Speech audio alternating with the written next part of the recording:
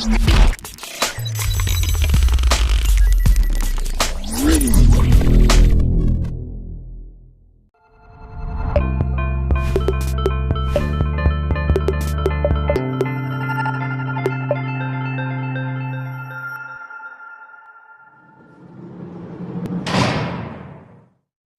les invite à cliquer sur cette tête d'Anonymous.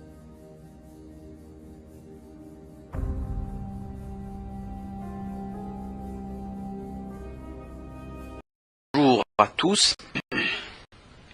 Bonjour à toute personne qui va écouter cette petite et modeste vidéo qui va parler aujourd'hui du courrier, du fameux courrier que Albert Pike, grand maître dégénéré luciférien de la franc-maçonnerie universelle, donc c'était il y a longtemps quand même, son courrier, donc un courrier qu'a écrit Albert Pike à Giuseppe Mazzini, grand patron de la maçonnerie européenne et notamment des Carbonari italiens, donc le 15 août 1871. Le courrier date du 15 août 1871. Ce courrier, cette lettre du 15 août, fut révélée par le commodore William, né en 1895 et mort en 1959, dans son livre Pawns in the Game, P-A-W-N-S, in the Game, des pions sur l'échiquier, édition canadienne éditée en 1954 par la National Federation of Christian Laymen. Cet officier de marine canadien faisait partie de l'équipe formée par l'amiral britannique Sir Barry Domville, ancien chef de la Naval Intelligence, retraité en 1936, et plus tard incarcéré par Churchill comme antibelliciste. Donc vous comprenez un petit peu à qui on a affaire. On a affaire à des gens intelligents qui ne voulaient pas se retrouver dans des guerres qui n'étaient pas les leurs et qui étaient fomentées par des comploteurs, des conspirationnistes francs-maçons dégénérés. Et tout ceci est prouvable, hein, il n'y a aucun doute là-dessus.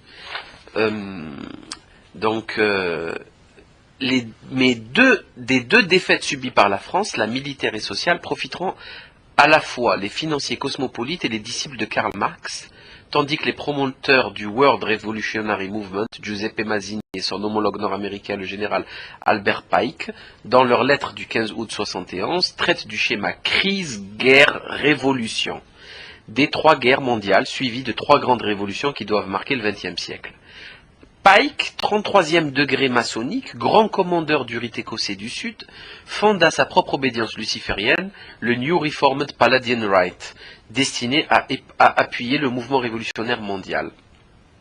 Il faut voir l'ouvrage de Jean Lambard, La face cachée de l'histoire moderne, pages 552 à 554, 1984, et les pages 556 et 555 du tome 2 de l'édition espagnole. Ce texte, vous pouvez le trouver sur Internet, il est très très simple à trouver. Il suffit de taper Albert Pike, Mazzini, crise mondiale, révolution, guerre, etc. Vous tombez dessus immédiatement. Donc, on observe que le commodore William, dans son livre, William Guy Kerr, dans son livre Pawns in the Game, a découvert un jour, dans le British Museum Library, un courrier qui lui a détruit sa vie, qui lui a changé sa vie, puisqu'il n'a fait que combattre le nouvel ordre mondial depuis. C'est un chrétien, donc il a compris très vite, parce que là, aujourd'hui, ce qui est très difficile, c'est qu'il n'y a plus de chrétiens, il n'y a plus de croyants en vérité. Cette critique concerne toutes les religions au passage, précisément, parce que on ne peut pas On ne peut pas dire qu'il y a beaucoup de juifs sur terre pratiquants ou de musulmans pratiquants. Hein. Il y a beaucoup de dégénérescence surtout et d'hypocrisie. Donc il a découvert ce courrier. Ce courrier, qu'est-ce qu'il dit? Il dit qu'il y a le général Pike, le patron de la franc-maçonnerie mondiale, c'est-à-dire d'une armée de plusieurs millions d'individus, peut-être pas à l'époque, mais aujourd'hui c'est sûr. Vous savez très bien que tous les présidents américains étaient francs-maçons, donc voilà quoi, ça vous donne à peu près le niveau de la personne qui parle, ça ne plaisante pas. Les carbonari italiens, ce n'est pas une blague, c'est des gens extrêmement bien équipés, bien préparés, etc. Donc il prépare une révolution mondiale qui va finir dans un bain de sang monumental en 3 étapes. La première guerre mondiale, je cite, devait permettre aux Illuminati de renverser le pouvoir des tsars en Russie et de transformer ce pays par la mainmise du communisme athée. Les divergences naturelles attisées par les agentours des Illuminati entre les empires britanniques et allemands devaient servir à fomenter cette guerre. Le conflit terminé, le communisme devait se constituer et être utilisé pour détruire les autres gouvernements et affaiblir les religions. Donc vous voyez très bien que c'est exactement ce qui s'est passé, hein, mot pour mot. On a tué le tsar pour instaurer, alors on peut tout dire du tsar, on peut dire que c'était un voleur, un bourgeois, un aristocrate qui serrait qui écrasait le peuple, etc. On peut tout dire. On peut tout dire et imaginer le pire. Dire que si on l'avait laissé, il aurait fait ça, il aurait fait ci. Moi, ce que je sais, ce dont je suis persuadé, c'est que Karl Marx faisait partie des Illuminati, de la Ligue des Hommes Justes, et que le Capital et tous ses ouvrages dégénérés ont été commandités par cette excroissance des Illuminés de Bavière qui est la Ligue des Hommes Justes. Donc, nous voyons ici la création d'un monstre tentaculaire qui est le communisme, qui va créer des centaines de millions de morts. Entre les famines et les massacres russes et tout ce qui est chinois et compagnie, c'est monumental. Donc voilà, on a troqué le tsar contre des démons. Je passe à la Deuxième Guerre mondiale, qui devait être fomentée en jouant sur les divergences entre fascistes et sionistes politiques.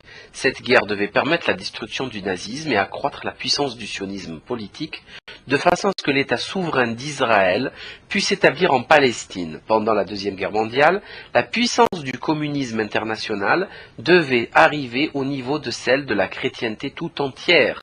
Arrivé à ce point, il devait être contenu et mis en réserve jusqu'à son utilisation pour le dernier cataclysme social. Quelle personne informée pourrait nier que Roosevelt et Churchill ont réalisé cette politique? Imaginez, vous, vivre ces événements, puisque lui, il a découvert en 54, 52, 53, 54. Et imaginez, il a vécu la Première Guerre mondiale et la Seconde. Et c'est exactement ce qui s'est passé. Et lui, il se retrouve devant les yeux avec un courrier de 1871. C'est-à-dire 40, 50 ans avant la Première Guerre mondiale et plus avant la Seconde. Et ça se passe exactement comme c'est écrit sur ce courrier. Comment savait-il qu'il y aurait des sionistes ? Alors qu'ils n'étaient pas encore là, les sionistes. Theodor Herzl n'avait pas encore fait son congrès de Bâle en 1896. Il y avait encore rien. Comment pouvait-il savoir sur le fascisme? Il n'y avait pas de fascistes à l'époque, en 1871. Soyons sérieux. Vous imaginez le choc reçu quand on lit un courrier aussi prophétique, aussi démoniaque. Troisième et dernière étape, la Troisième Guerre mondiale doit être fomentée en utilisant les divergences que les agents des Illuminati attiseront entre les sionistes politiques et les dirigeants du monde musulman. La guerre doit être menée de telle manière que l'islam, le monde arabe, y compris la religion de Mohammed, et le sionisme politique, y compris l'État d'Israël, se détruisent mutuellement. Dans le même temps, les autres nations, une fois de plus divisées entre elles à ce propos, seront forcées de se combattre jusqu'à un état d'épuisement complet, physique, moral, spirituel et économique. Quelle personne impartiale et raisonnable pourrait nier que les intrigues en cours au Proche et au Moyen-Orient et à l'Extrême-Orient ne préparent pas la réalisation de ce projet démoniaque? C'est clair. c'est exactement ce à quoi on se prépare. Vous voyez très bien que on a créé un État religieux qui exige la religion dans la carte d'identité, etc. Et cet État a été créé par des laïcs, des athées dégénérés. Des athées, enfin ils croient même pas en Dieu, et ils ont créé un État religieux, ça n'a pas de sens. Ceci n'a pas de sens, c'est pas logique, ok? Ça, c'est ridicule. Le 15 août 1871, Pike disait à Mazzini qu'après la Troisième Guerre mondiale, ceux qui aspirent à dominer le monde sans conteste provoqueront le plus grand cataclysme social que le monde ait jamais connu. Nous citons ses propres termes empruntés à la lettre cataloguée au British Museum Library à Londres. Donc là, on va citer Albert Pike dans son courrier. Là, il cite la Troisième Guerre mondiale, c'est-à-dire le bouquet final. Nous lâcherons les nihilistes et les athées, et nous provoquerons un formidable cataclysme social qui, dans toute son horreur, montrera clairement aux nations les effets d'un athéisme absolu, origine de la sauvagerie et plus sanglant chambardement. Puis tous les citoyens obligés de se défendre eux-mêmes contre la minorité révolutionnaire mondiale extermineront les démolisseurs de la civilisation et les masses déçues par la chrétienté dont les esprits déistes seront à partir de ce moment sans boussole à la recherche d'un idéal. Sans savoir vers quoi tourner son adoration, recevront la vraie lumière grâce à la manifestation universelle de la pure doctrine de Lucifer, enfin révélée aux yeux de tous, manifestation qui suivra la destruction de la chrétienté et de l'athéisme, simultanément soumis et exterminés en même temps. Donc vous voyez ici quel est leur plan, c'est très hegelien comme plan, hein. L'ordo ab chaos, on crée une crise, on va fatiguer les gens par une guerre qui va durer très longtemps, et puis on s'amène comme des sauveurs, avec beaucoup d'or, avec une nouvelle économie, en instaurant une sécurité par le biais d'une armée bien organisée, puisqu'elle aura de l'argent et des moyens, et on impose un ordre. Alors imaginez quelqu'un qui est épuisé par une bataille, une guerre depuis 10 ans, il a perdu toute sa famille, vous venez lui proposer Lucifer comme Dieu, il signe tout de suite, hein. Tout de suite il signe, immédiatement, il est exténué. Donc voilà, donc c'est clair. Vous remarquez que les francs-maçons croient en Dieu. Alors on vous dit que Dieu n'existe pas, qu'on a une liberté de croyance, que vous faites ce que vous voulez, mais que Dieu n'est pas... c'est le grand architecte, c'est pas une divinité qui a envoyé des livres, etc. Ça, c'est la nouvelle maçonnerie dégénérée. Avant, les francs-maçons, ils étaient chrétiens. Hein, c'était des bâtisseurs, les francs-maçons opératifs, et c'était des grands bâtisseurs, des grands religieux. Maintenant, les francs-maçons, ce sont des spéculatifs, ils spéculent comme les banksters, ça parlote, ça papote, ça ne sert à rien, et ça dit que Dieu est le grand architecte. Donc il nous explique que Dieu, il croit en Dieu, vous le voyez très bien, Albert Pike est luciférien, donc il croit en Dieu, c'est évident. Par contre, pas le même. Et il vous empêche à vous de croire, il vous ridiculise si vous croyez en Dieu. Donc, si Dieu existe, hein, il faut d'abord choisir le bon, parce qu'il n'y en a qu'un seul, certes, mais il ne faut pas se planter. Mais surtout, est-ce que vous croyez que Dieu va laisser sa création sans guide? C'est stupide, c'est débile. C'est comme si vous faites des enfants et que vous les laissez se débrouiller tout seuls. Non, il faut leur apprendre des choses, il faut communiquer avec, c'est évident. Si Dieu existe, le message prophétique existe. C'est impératif. Je ne parle pas du mont Vantara, je ne parle pas du roi du monde, de Melchisédek, de la tradition primordiale, de toute la prophétie, toutes ces traditions qui sont communes à toutes les religions, absolument toutes les traditions. Donc, on ne va pas parler de ça, on va rester terre à terre. Ils croient, ce sont des déistes, ils croient en une divinité. Ils ont créé des nihilistes, des anarchistes, des athées, des dégénérés, qui pensent être libres, mais en fait ils ne le sont pas, ils ont été manipulés par cette propagande démoniaque. Donc les athées ont été créés par des déistes. C'est quand même rigolo, c'est génial comme concept. C'est pas mal, c'est pas mal. Donc ils se sont fait réellement avoir. Quand vous croisez un communiste qui ne croit pas en Dieu, il ne croit pas en Dieu parce qu'on a bien voulu qu'il ne croit pas en Dieu. Et le type qui a voulu qu'il ne croit pas en Dieu, lui, il croyait en Dieu, pas le banc. Il croit en Lucifer, ces abrutis, il croit en Satan. Mais il croit en quelque chose. Donc ils se soumettent à quelque chose de plus fort qu'eux. Donc regardez la mascarade, la débilité de la chose. C'est horrible, c'est monstrueusement horrible. Les francs-maçons croient en une puissance créatrice. Et après, ils vont vous dire à vous que Dieu n'existe pas. Que c'est une vue de l'esprit, je ne l'ai pas vu, tant que je ne l'ai pas vu, je ne peux pas y croire, etc.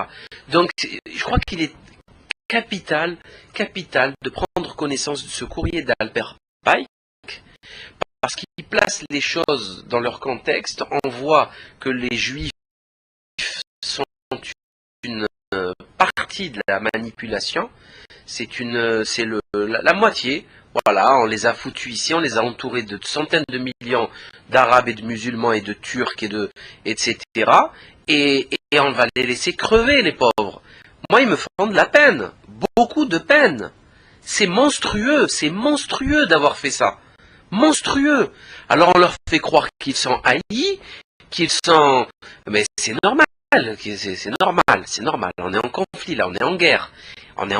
Là, ils ont décidé de créer ce conflit. C'est évident. Les premières personnes qui ont demandé les terres de Palestine, on leur a rétorqué qu'il y avait quand même du monde qui vivait dessus. On ne pouvait pas vous les donner, hein, que ce soit les Anglais ou les Allemands, de l'époque.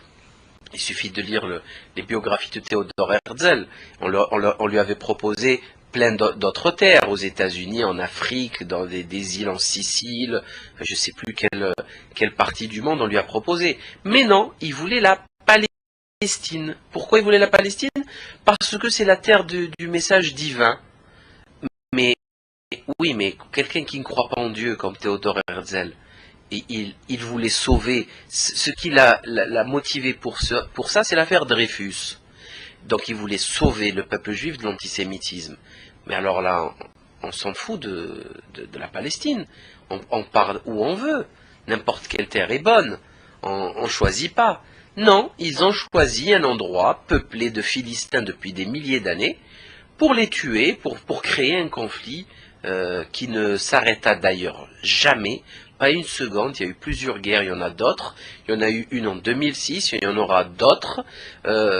Et bien sûr, les Israéliens ont fait des entraînements à 1500 km de leur côte avec 100 F-16 qui simulent une attaque contre l'Iran, puisque l'Iran est à 1500 km de chez eux, avec des avions ravitailleurs, etc.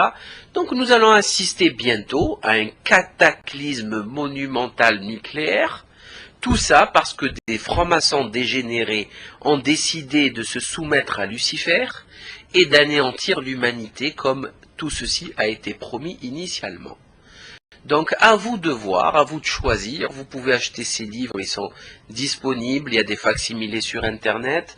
Vous pouvez la nier, toute cette réalité, il n'y a pas de problème.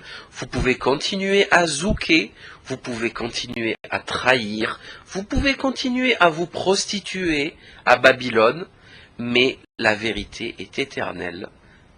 Point, c'est tout. Donc à très bientôt.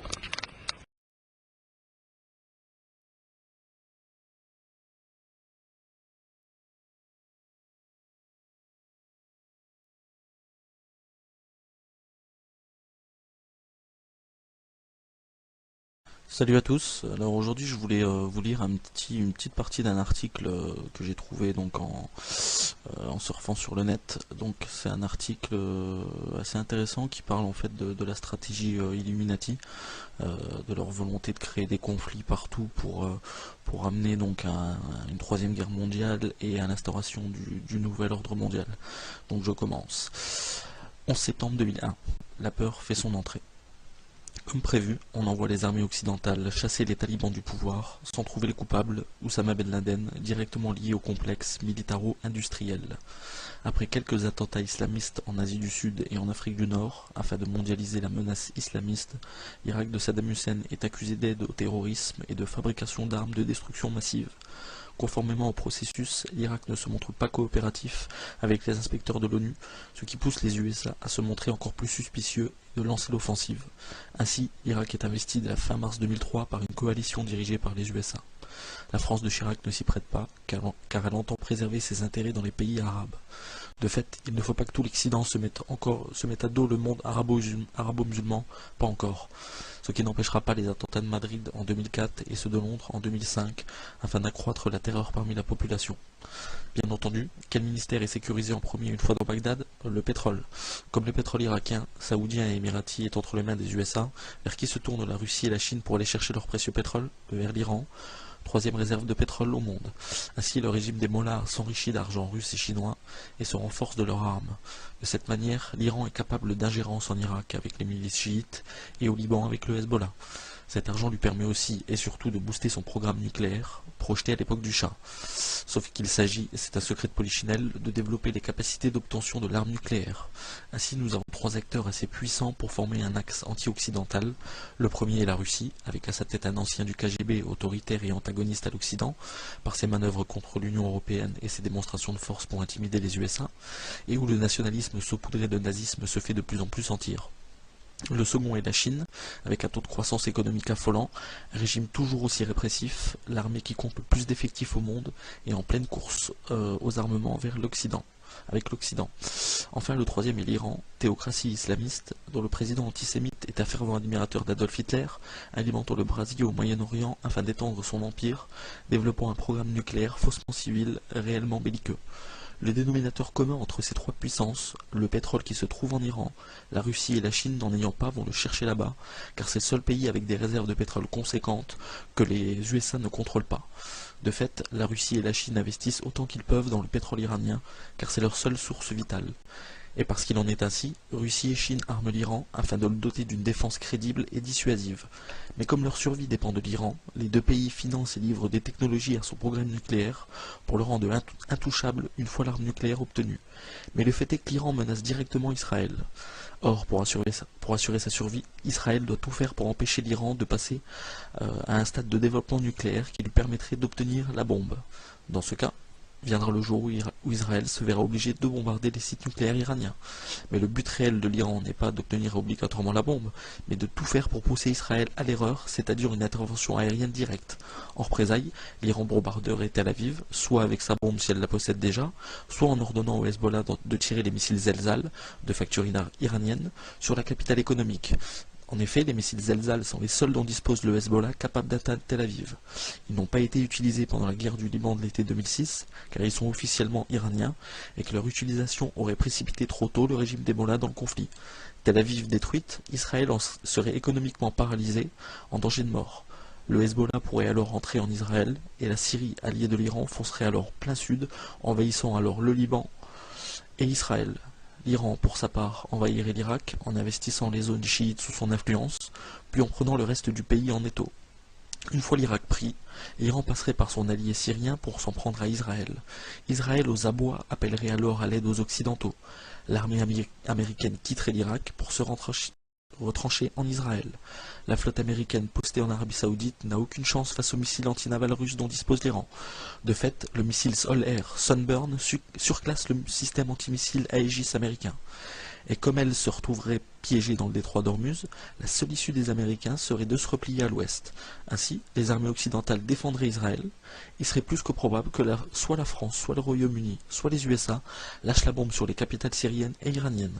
Par conséquent, la Russie et la Chine, voyant leur propre chance de survie qu'est l'Iran en danger de mort, riposteraient en atomisant les capitales des pays occidentaux alliés d'Israël et engagés dans le conflit. Les Occidentaux riposteraient. Le Pakistan, allié de la Chine, lâcherait sa bombe sur l'Inde, allié d'Israël et des USA, et vice-versa. la Russie sauterait sur l'occasion pour envahir l'Europe et verrait se rallier à elle les ultranationalistes des pays de l'Est et des Balkans pro-russes. La Chine envahirait Taïwan et attaquerait, conjointement à la Corée du Sud, la Corée du Nord et le Japon, alliés des USA. Enfin, les pays comme le Soudan et la Somalie serviraient de base à un djihad africain. Pire encore, le bombardement des capitales syriennes et iraniennes entraînerait la colère de la Oumma, la communauté musulmane dans le monde, et provoquerait un chaos à l'iranienne. Des soulèvements armés anti-occidentaux et antisémites, aussi bien dans les pays musulmans que dans les pays occidentaux comptant une population musulmane conséquente. Ainsi, l'Europe pourrait voir une guerre civile éclater en son sein. De plus, des milices néo-nazis s'allieraient aux milices islamistes afin de mettre un terme à cette société occidentale qu'elles haïssent. Mixez le tout, et voilà une troisième guerre mondiale battant son plein, et sans doute pire que les précédentes, comme le veut la règle. Voilà, donc tout ça pour montrer que les Illuminati n'ont pas parti pris occidental comme le croient certaines personnes. Les Illuminati créent le modèle action, réaction, solution et calculent les moindres liens de cause à effet. Depuis le 19e siècle, tout est sous leur contrôle. Depuis que la monnaie a atteint la quintessence de son pouvoir, ils modèlent le monde à leur guise et l'amènent petit à petit vers la forme qu'ils attendent de lui. Ces années qui viennent seront certainement leur heure de vérité, l'avènement de leur ordre mondial tant attendu. Si rien ne se passe pour les en empêcher. Mais quoi? Une chose sur laquelle ils n'auraient aucune emprise peut-être, qui vient de là-haut, par exemple, ou bien un illustre passé qui ressurgirait des flots, ou encore un événement cosmique salvateur à terme, qui vivra, verra. Donc voilà pour cet article. Je sais pas, dites-moi ce que vous en pensez. C'est peut-être un peu incendiaire, hein, visant un peu à faire peur, mais je trouve que bon, ça, peut-être qu'à long terme, ça montre assez bien les mécanismes qui vont entraîner la reformation de blocs et donc un éventuel futur conflit. Ça me paraît pas si utopique que ça a priori.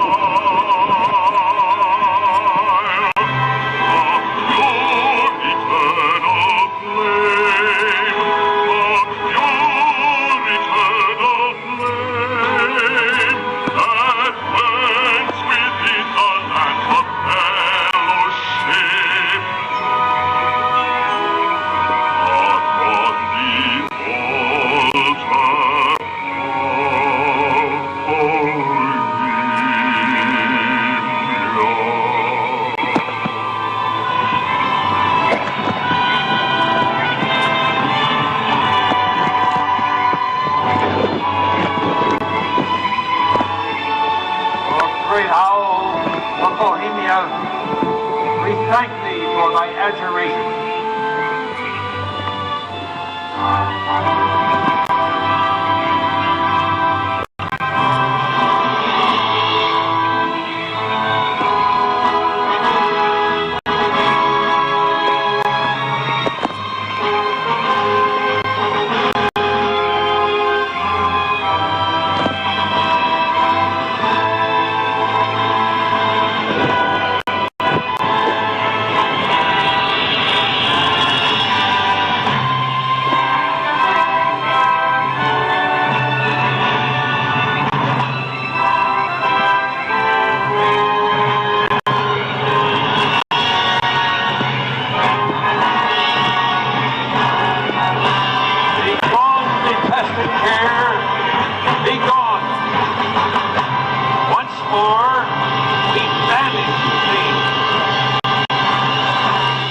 Begone, dull care.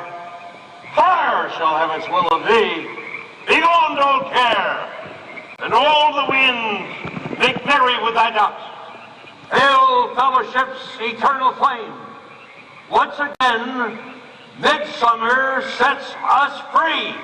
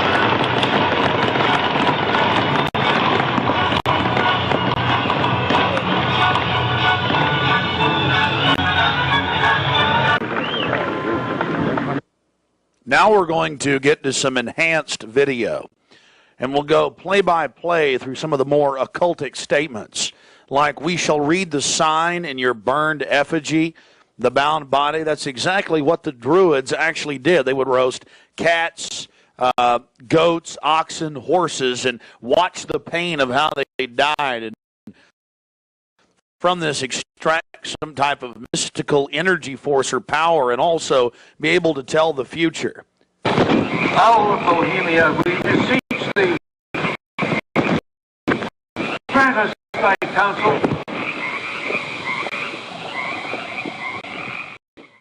Upon further research of the ritual you just witnessed, it becomes clear. It is a mixture of the Babylonian Canaanite cult of Moloch fused with ancient Druidic rites, where you have the female side of Satan, which they first call out to in the she, and then towards the horn god with the he, mixed with Masonic rites from Scotland. It's very likely that many of the 1,500 to 2,000 member crowd had really no idea what they were actually watching, because it was thinly veiled.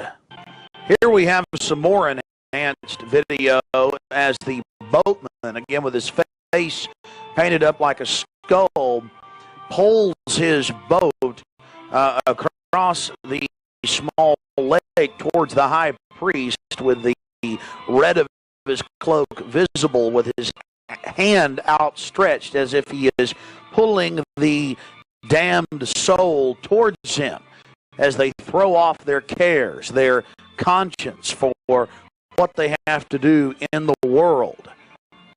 Also, you have the arrangement of the circle of higher level priests around him, the high priest in lighter colors, and then the outer rings of red, and then those in black. This is consistent with the darker workings of the occult, not just with the Western countries, but also worldwide. Now, when you see that black edge coming to the field, that's because we zoomed in on the video, and many times the picture was almost out of the screen, so that's the edge of the field or the view of the camera.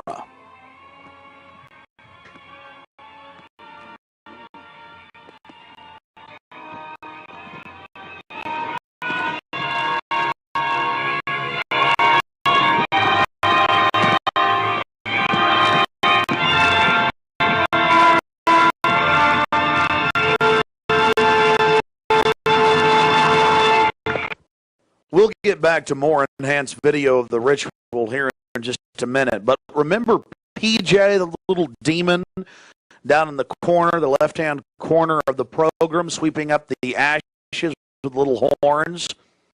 And how can you forget this? The image of a human body burning on the altar. Again, this is what they were handing out to those that were witnessing these macabre activities. But again, from Babylon on into ancient England, the word bonfire, meaning human sacrifices being thrown into fiery pits, turned into today's bonfire. After the sacrifice, members of the cult would sweep up the ashes of the victim and use them in future rituals. One of the things that is extremely obvious by looking at the program handed out to Bohemian Club members is the person creating the program had a deep understanding of the occult.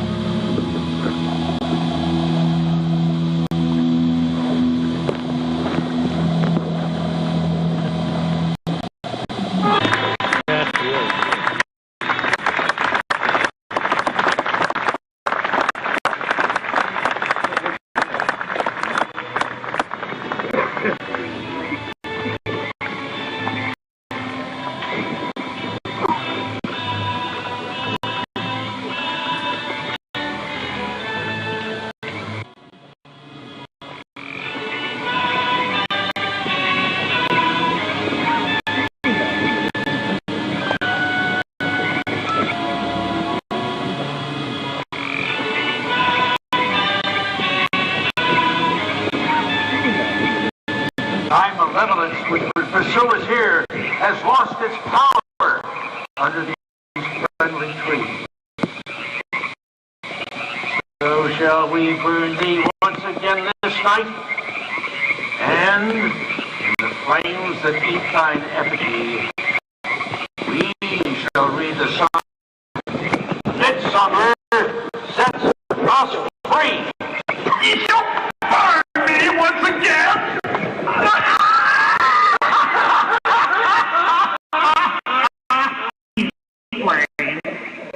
Which hither ye have brought from regions where I reign, ye fools and priests, I spit upon your fire.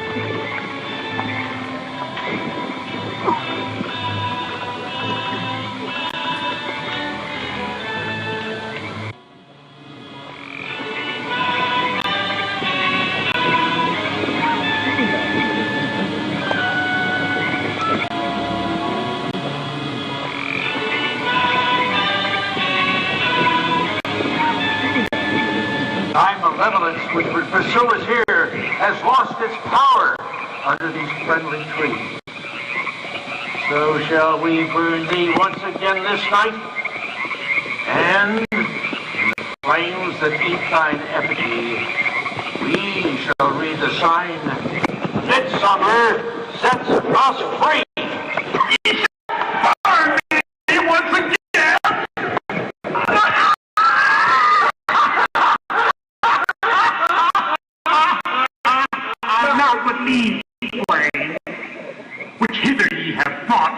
regions where I reign. Ye fools and priests, I spit upon your fire.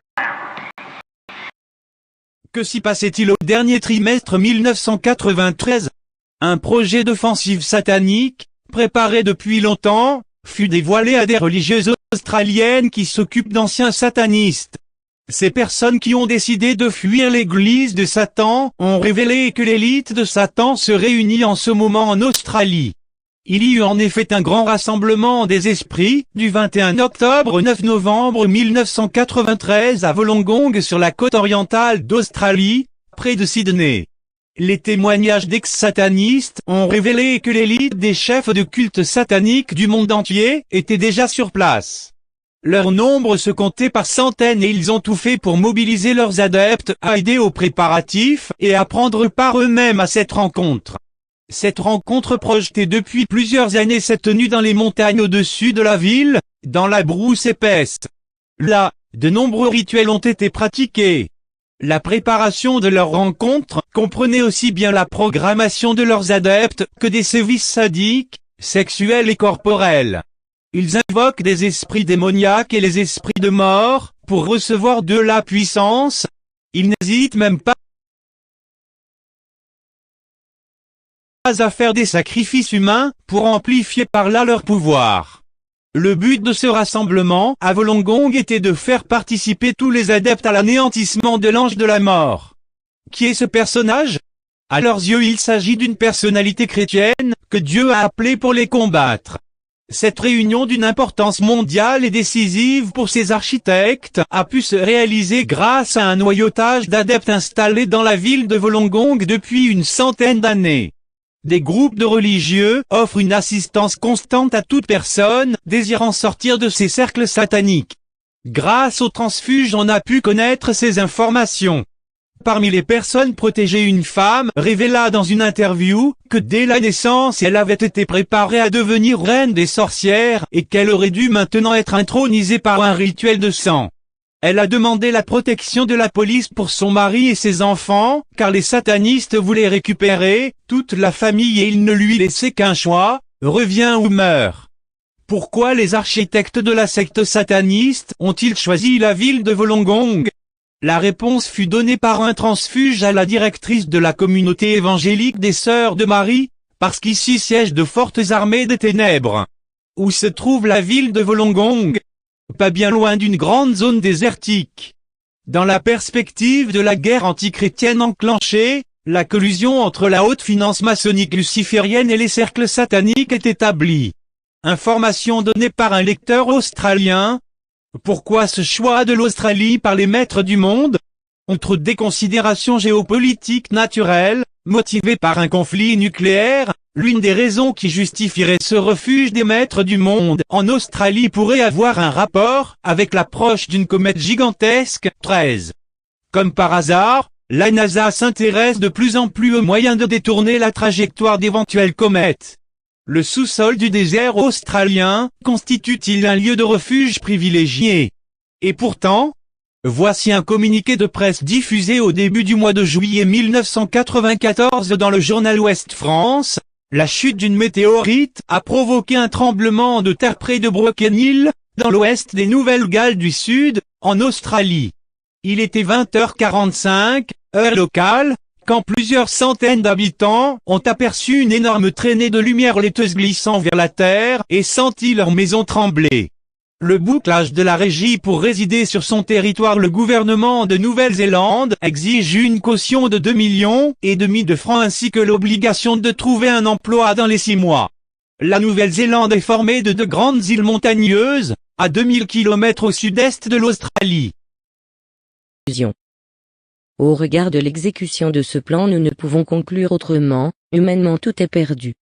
Toutefois, la liberté dont usent les hommes de ce siècle pour apostasier et se damner s'exerce dans la liberté de Dieu. Il y aura une limite au chaos généré par ces maîtres du monde. Et ils le savent. Ils savent en effet que Dieu intervient toujours pour punir les hommes après l'avoir longtemps annoncé par ses porte-voix que sont les prophètes. Ce fut le cas à maintes reprises. Or plus de 5000 prophéties sérieuses annoncent un châtiment divin, et donc une intervention divine, pour la fin de la seconde moitié du XXe siècle, Fatima. 1. Voici 2 exemples de la vie du saint curé d'Ars. Il montre combien Satan appelé le grappin, par le saint, a horreur des âmes qui vont à Dieu. Marguerite Vianney, la goton des jours d'enfance, venait de temps en temps visiter son saint frère. Pendant une des nuits qu'elle passa au presbytère, elle entendit le curé d'Ars sortir de sa chambre avant 1 heure, pour aller à l'église. Peu d'instants après, raconte-t-elle elle-même, éclata près de mon lit un bruit très violent, comme si 5 ou 6 hommes eussent frappé à grands coups sur la table ou l'armoire. J'eus peur, je me levai, eus assez de force pour allumer une lampe, et je vis que tout était parfaitement en ordre. J'ai peut-être rêvé, pensai-je. Je me recouchai donc, mais à peine était joli que le même bruit se renouvela. Cette fois j'eus plus de peur encore. Je m'habillai vite et je courus à l'église. Lorsque mon frère revint à la cure, je lui dis ce qui s'était passé. « Oh mon enfant, répliqua-t-il, il ne fallait pas avoir peur. C'était le grappin. Il ne te peut rien. Moi, il me tourmente comme ça. Quelquefois, il me prend par les pieds et me traîne dans ma chambre. C'est parce que je convertis des âmes au bon Dieu. » Procès de l'ordinaire, p.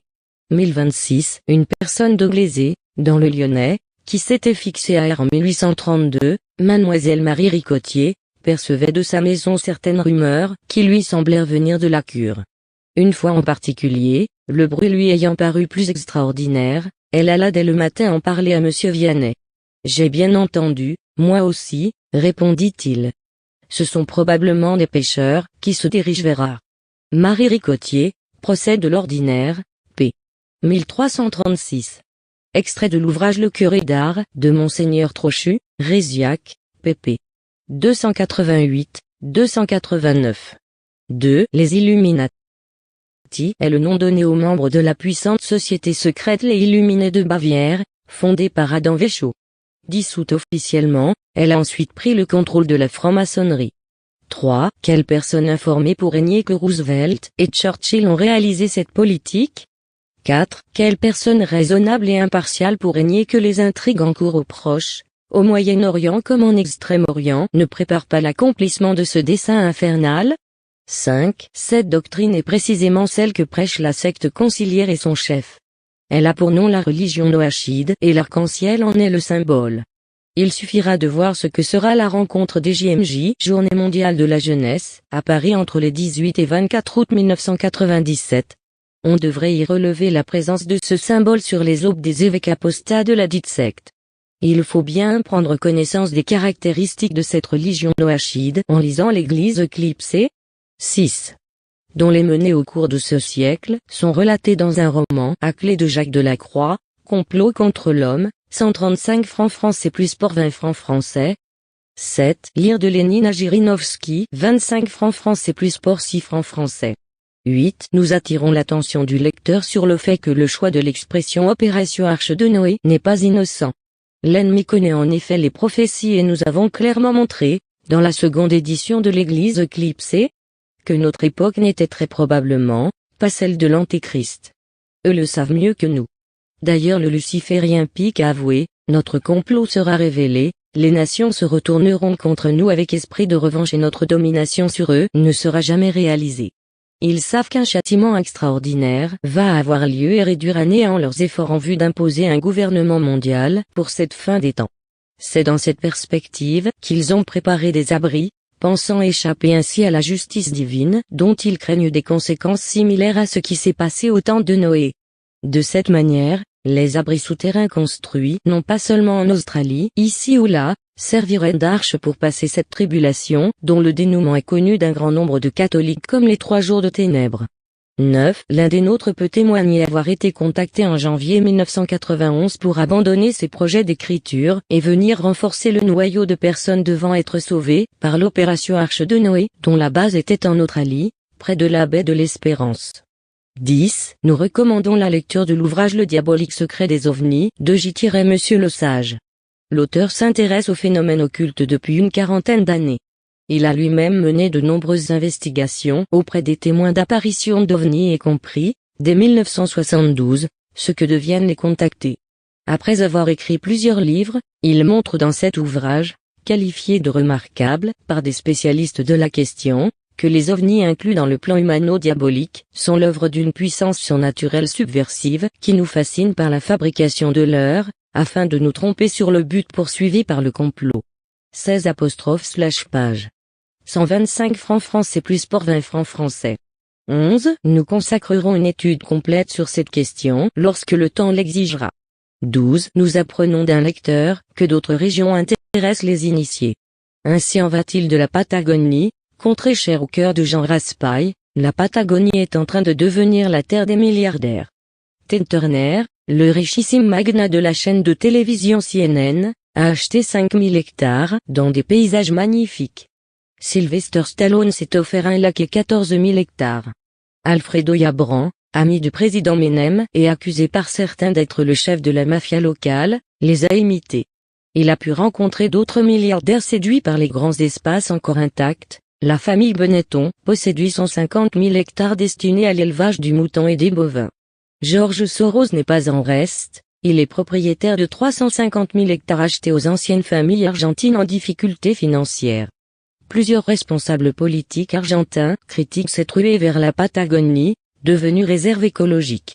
Ils accusent le gouvernement de brader la région. Extrait de la revue Lecture française, numéro 481 de mai 1997, page 60. 13. Curieusement Jacques Attali, l'éminence grise de F. Mitterrand, initié sur un grand nombre de sujets, vient de sortir un roman évoquant précisément la collision d'une comète avec la Terre. Voir l'ouvrage qui traite de cette question dans notre catalogue.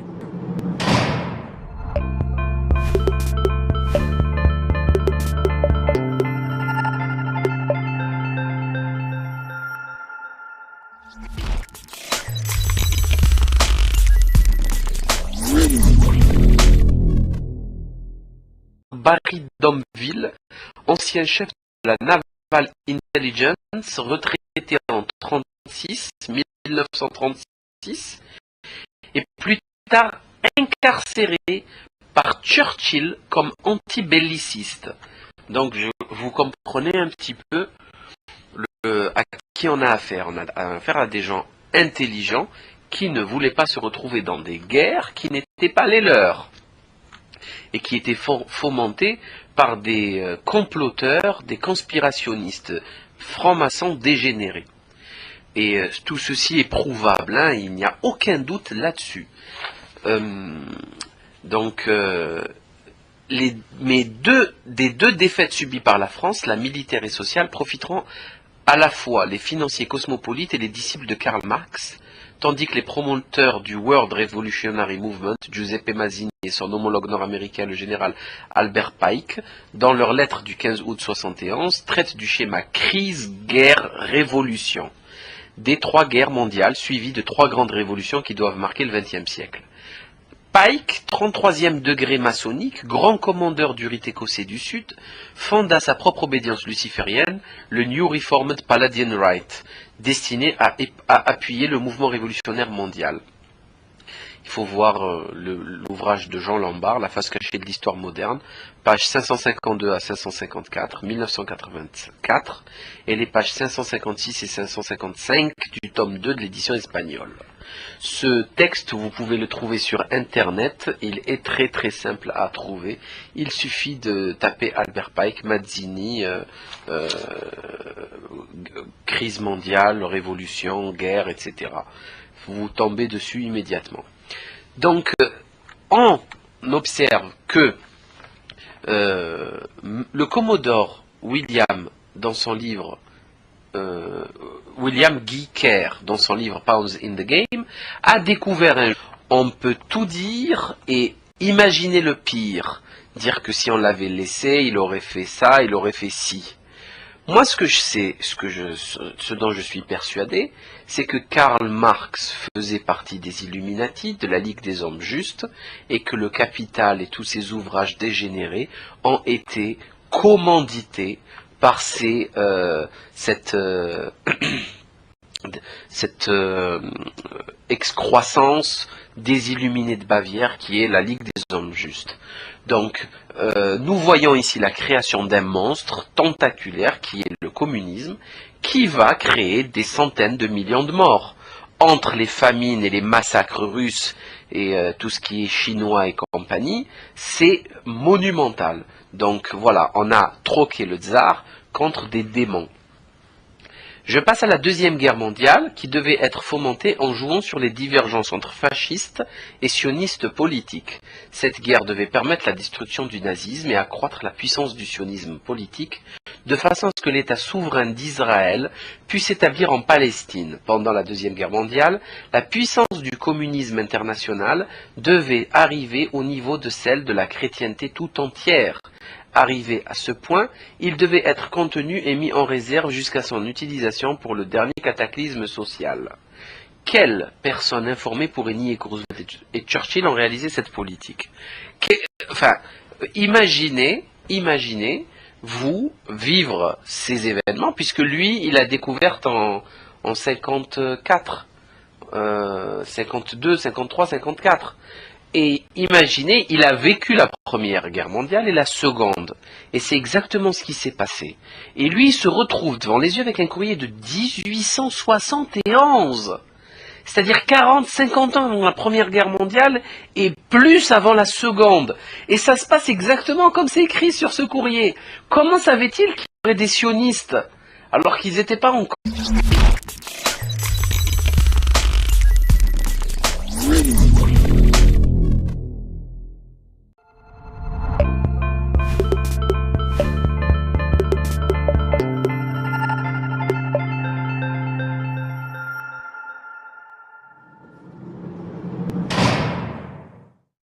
Je les invite à cliquer sur cette tête d'Anonymous.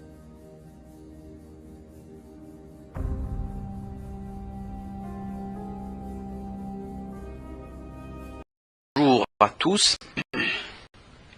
Bonjour à toute personne qui va écouter cette petite et modeste vidéo qui va parler aujourd'hui du courrier, du fameux courrier que Albert Pike, grand maître dégénéré luciférien de la franc-maçonnerie universelle, donc c'était il y a longtemps quand même, son courrier, donc un courrier qu'a écrit Albert Pike à Giuseppe Mazzini, grand patron de la maçonnerie européenne et notamment des Carbonari italiens, donc le 15 août 1871. Le courrier date du 15 août 1871. Ce courrier, cette lettre du 15 août, fut révélée par le commodore William, né en 1895 et mort en 1959, dans son livre Pawns in the Game, P-A-W-N-S, in the Game, des pions sur l'échiquier, édition canadienne éditée en 1954 par la National Federation of Christian Laymen. Cet officier de marine canadien faisait partie de l'équipe formée par l'amiral britannique Sir Jour dans le British Museum Library, un courrier qui lui a détruit sa vie, qui lui a changé sa vie, puisqu'il n'a fait que combattre le nouvel ordre mondial depuis. C'est un chrétien, donc il a compris très vite, parce que là, aujourd'hui, ce qui est très difficile, c'est qu'il n'y a plus de chrétiens, il n'y a plus de croyants en vérité. Cette critique concerne toutes les religions au passage, précisément, parce que on peut pas dire qu'il y a beaucoup de juifs sur terre pratiquants ou de musulmans pratiquants, hein. Il y a beaucoup de dégénérescence surtout et d'hypocrisie. Donc il a découvert ce courrier. Ce courrier, qu'est-ce qu'il dit? Il dit qu'il y a le général Pike, le patron de la franc-maçonnerie mondiale, c'est-à-dire d'une armée de plusieurs millions d'individus, peut-être pas à l'époque, mais aujourd'hui c'est sûr. Vous savez très bien que tous les présidents américains étaient francs-maçons, donc voilà quoi, ça vous donne à peu près le niveau de la personne qui parle, ça ne plaisante pas. Les Carbonari italiens, ce n'est pas une blague, c'est des gens extrêmement bien équipés, bien préparés, etc. Donc il prépare une révolution mondiale qui va finir dans un bain de sang monumental en 3 étapes. La Première Guerre mondiale, je cite, devait permettre aux Illuminati de renverser le pouvoir des tsars en Russie et de transformer ce pays par la mainmise du communisme athée. Les divergences naturelles attisées par les agentours des Illuminati entre les empires britanniques et allemands devaient servir à fomenter cette guerre. Le conflit terminé, le communisme devait se constituer et être utilisé pour détruire les autres gouvernements et affaiblir les religions. Donc vous voyez très bien que c'est exactement ce qui s'est passé, hein, mot pour mot. On a tué le tsar pour instaurer, alors on peut tout dire du tsar, on peut dire que c'était un voleur, un bourgeois, un aristocrate qui serrait qui écrasait le peuple, etc. On peut tout dire. Encore là, les sionistes, Theodor Herzl n'avait pas encore fait son congrès de Bâle en 1896. Il y avait encore rien. Comment pouvait-il savoir sur le fascisme? Il n'y avait pas de fascistes à l'époque. En 1871, soyons sérieux. Vous imaginez le choc reçu quand on lit un courrier aussi prophétique, aussi démoniaque. Troisième et dernière étape, la Troisième Guerre mondiale doit être fomentée en utilisant les divergences que les agents des Illuminati attiseront entre les sionistes politiques et les dirigeants du monde musulman. La guerre doit être menée de telle manière que l'islam, le monde arabe, y compris la religion de Mohammed, et le sionisme politique, y compris l'État d'Israël, se détruisent mutuellement. Dans le même temps, les autres nations, une fois de plus divisées entre elles à ce propos, seront forcées de se combattre jusqu'à un état d'épuisement complet, physique, moral, spirituel et économique. Quelle personne impartiale et raisonnable pourrait nier que les intrigues en cours au Moyen-Orient et à l'Extrême-Orient ne préparent pas la réalisation de ce projet démoniaque? Voilà, c'est quand même, c'est clair. C'est exactement ce à quoi on se prépare. Vous voyez très bien que on a créé un État religieux qui exige la religion dans la carte d'identité, etc. Et cet État a été créé par des laïcs, des athées dégénérés. Des athées, enfin ils croient même pas en Dieu, et ils ont créé un État religieux, ça n'a pas de sens. Ceci n'a pas de sens, c'est pas logique, ok? Ça, c'est ridicule. Le 15 août 1871, Pike disait à Mazzini qu'après la Troisième Guerre mondiale, ceux qui aspirent à dominer le monde sans conteste provoqueront le plus grand cataclysme social que le monde ait jamais connu. Nous citons ses propres termes empruntés à la lettre cataloguée au British Museum Library à Londres. Donc là, on va citer Albert Pike dans son courrier. Là, il cite la Troisième Guerre mondiale, c'est-à-dire le bouquet final. Nous lâcherons